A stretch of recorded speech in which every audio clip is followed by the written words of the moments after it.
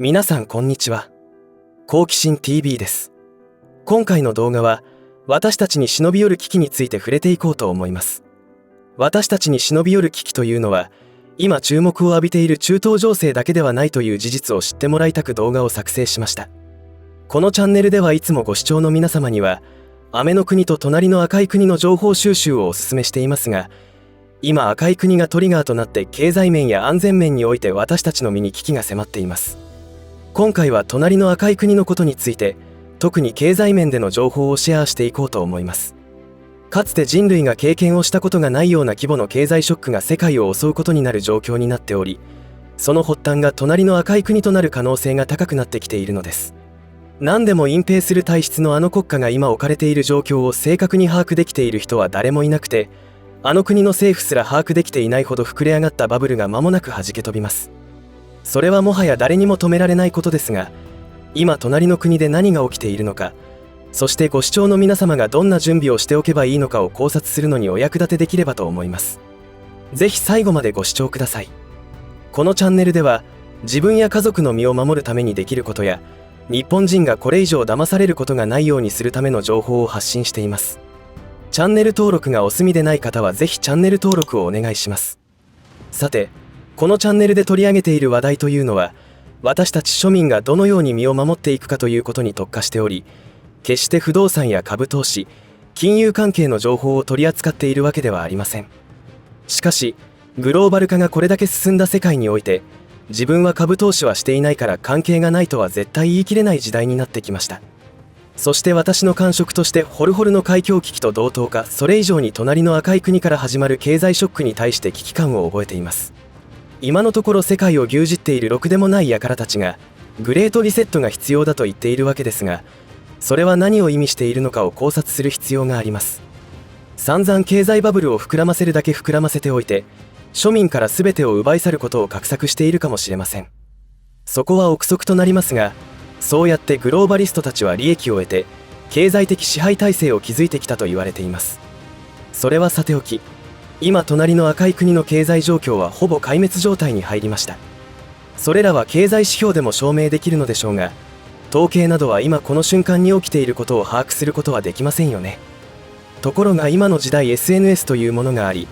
隣の国で起きていることというのはリアルタイムで知ることができます。また YouTuber の中では名古屋在住の妙法さん、元共産党エリートのメイカさん、本山さんなどの動画からも隣の赤い国のリアルを知る上で大変役に立っています。皆さんもぜひそちらの動画もご覧いただき、いろんな意味でゆかりの深い隣の国の情報収集に時間を割くことをお勧めします。チャンネルのリンク先は概要欄に貼っておきますのでアクセスしてみてください。今隣の赤い国で起きていることをピックアップするといっても、あらゆるセクターで崩壊は始まっているので、どのように切り込んでいけばいいか迷ってしまいます。あらゆるセクターというのは経済、安全、社会秩序、倫理観などです。今回は私たちにも特に影響があると思われる経済についての話となりますが、あの国の経済に危険信号が灯り始めたのは数年前からだったと思います。そして今いよいよと言われ始めたというわけです。異常事態と思われる項目を挙げたらキリがないのですが、代表的なものをピックアップすると、1、地方政府のほとんどが実質的に財政破綻している。2、公務員の給料未払いが多発している。3、不動産業界の巨額債務で物件が完成しない。4、格付け会社ムーディーズがまた一段階格下げなどがあります。私がこのチャンネルでいつも言っていることですが、この国の存在意義というのは反面教師的な存在だと思っています。このリスト全てに共通する原因というのは世界の常識とされている経済システムの問題であり、それを隣の国が見事に証明してくれているのではないかと考えます。というのは、経済発展とは一体何かということです。難しい話ははしょりますが、経済が発展するというのは市場にお金がたくさん出回る状態のことを言っています。お金が市場にたくさん出回るというのはどういうことかというと、借金によって可能となっています。経済用語で信用創造といい、これは銀行の特権と言ってもいいのでしょうが、誰かが借金するとその約10倍ものお金がシステム上で生まれて誰かに貸し出すことができるようになります。そのお金によって物やサービスが生まれ、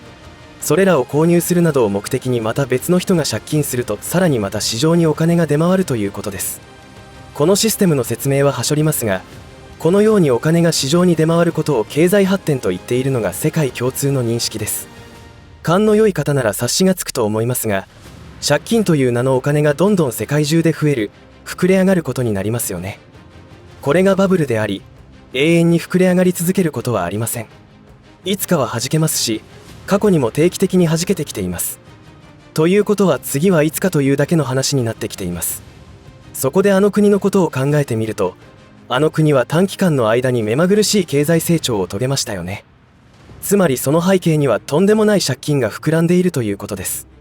その国が反面教師的な存在だと思うのはここからのストーリーです。あの国はメンツ文化によって成り立っており、大中華思想という価値観で社会が動いています。大中華思想というのは、自分の国を中心に地球が回っており、自分たちが世界で一番偉く、その他の国や民族は下に見ます。だから弱者にはめっぽう強く脅したりするのです。それは洗脳外交をしている外交官の言動を見ればわかりますよね。メンツ文化というのは、言い方を変えれば見えっ張りな人が多いということです。例えば地方から都市部に働きに出た若者は、正月などで帰省するときに成功者気取りをしたいがために高級車を購入します。もちろん借金です。これらのことは多少の差はあるでしょうが、どこの国でもあることで皆さんの身の回りにも派手な生活している人というのはいるものですよね。本物の金持ちもいるのですが、中には借金まみれで首が回らないという人もいて、そういう人はいつの間にか夜逃げ状態になってしまいます。借金を払うためにさらなる借金をするという、よく言われる自転車操業ということになるというパターンです。実はこんな冗談のようなことがあの国の国民の多くが実行してしまっているのです。それに加えて人としての倫理観が欠けているために、詐欺行為が企業ぐるみで行われています。国家自体も似たようなものですが、約束は守らないというのが常識となっていますから社会は荒れていきますし、現実もそうなっています。リスト1の地方政府の財政破綻というのはなぜ起きているかというと、企業の発展や国民の生活が向上した結果、税収が増えて地方政府が潤うのは健全だと言えますが、実際に何が起きているかというと、企業ぐるみで横領着服が横行し、国民を騙していじめています。あの国の社会システム上では土地の個人所有は認められておらず、使用権というものを地方政府から購入するという形をとっています。そこで土地開発企業がその使用権を購入し、高層マンションを建てて販売するということになります。中にはキャッシュで購入する人もいるでしょうが、ほとんどがローンを組みます。こうして不動産バブルが始まっていき、見かけ上の資産がどんどん増えていくことで、ますます借金をしていくという形で経済発展と言われている状況になっていきました。ところが、2020年から流行り病が蔓延し、状況が一変してしまいます。いきなり2ヶ月もゼロコロナ政策によって経済活動を停止されたりするわけですから、キャッシュフローがおかしくなるのは企業だけでなく個人も同様です。さらには、不動産開発業者は販売が完了しているにもかかわらず、資金繰りにあえぐようになります。その結果は、購入したマンションが完成もしていないのにローンの支払いが始まるということが多発してきて、さらに国民が苦しむことになります。企業は次々と借金を繰り返して高層マンションを建てまくったにもかかわらず、国民の経済状況は最悪なことになって売れ残りが多発しているのが今の状態ということです。そして地方政府の税収は不動産セクターへの依存が高いため、一気に財政難へと転落しているというわけです。これらのことが加速しているのは、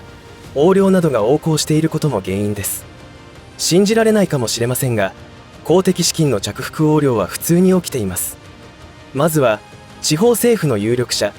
共産党の幹部が私腹を肥やすので、目減りした工事予算で下請け業者は工事をすることになります。そこにも私腹を肥やす輩が控えていますから、必要な工事費など全く足りません。そこであの国のお家芸と言われているようなおから工事というものが多発していきます。おから工事というのは手抜き工事全般を指すので、例えばコンクリートの使用量を減らすために発泡スチロールを混ぜたり、ひどいものではトウモロコシを入れてかさ増しをするということが当たり前になっており、泣きを見るのはいつも庶民ということになります。こうしてあの国には億単位の人数の見えっ張りが存在していて、それらをカモにする業者が無数にいます。司法に訴えようにも、そこにも腐敗が浸透していますから弱者は勝てません。かなりはしょって話をしていますが、現実はもっととんでもない事態になっています。あの国の状況説明にかなり時間を割いてしまいましたが、それを理解していないと危機的状況の理解ができないのでご理解ください。その膨れ上がった借金は、見かけ上経済発展しているあの国に投資しているその他の国の投資家などがいて、その利払いも遅延が多発し始めています。あの国は今後ますます発展していき、雨の国の GDP を抜くなんていうことを夢見ていた人たちによって莫大な資金が投入されているわけで、それが焦げつくということになるのです。だから IMF も警戒感をあらわにしていますし、格付け会社も評価を落としてきているというわけです。それはそうだと思います。あの国全体が抱える債務というのは、分かっているだけでリーマンショックの数十倍、数百倍もあると言われているのですから当然です。お金の単位で言うと兆の次の K という単位にまで債務が膨らんでいるとも言われています。恐ろしすぎです。ポイントはどれだけ多くの人たちがあの国から始まる経済ショックを避けようとしても経済システム上弾けるのは時間の問題で、いつそれが起きるかという状況にまでなっているというところです。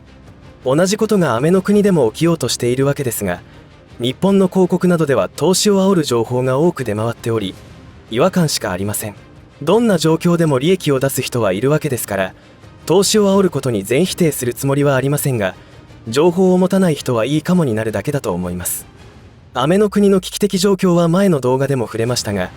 小難しい話は置いておいても、基本的に庶民が生活困窮しているのですから、消費は冷え込むのは当たり前であり、そうすれば企業の業績も悪くなります。その状況がとんでもない規模で起きているのが隣の赤い国というわけです。なので中東情勢も気になるところですが、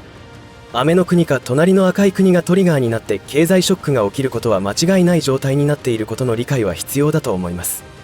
私たち庶民がこの大試練の波が押し寄せてきた時にどうしのいだらよいのでしょうか。こうして動画を作成するためにいろいろな情報を集めて思うことは、今私たちは生きるとはどういうことなのかということの原点回帰を求められているような気がしてなりません。今西側諸国から経済制裁をされているロの国が取り組んでいる自給自足の体制を個人でも確立する必要があるのかもしれませんね。いかがだったでしょうか。経済学というと難しい話になりますが、大多数を占める庶民の生活が苦しくなってきているという現状のままでは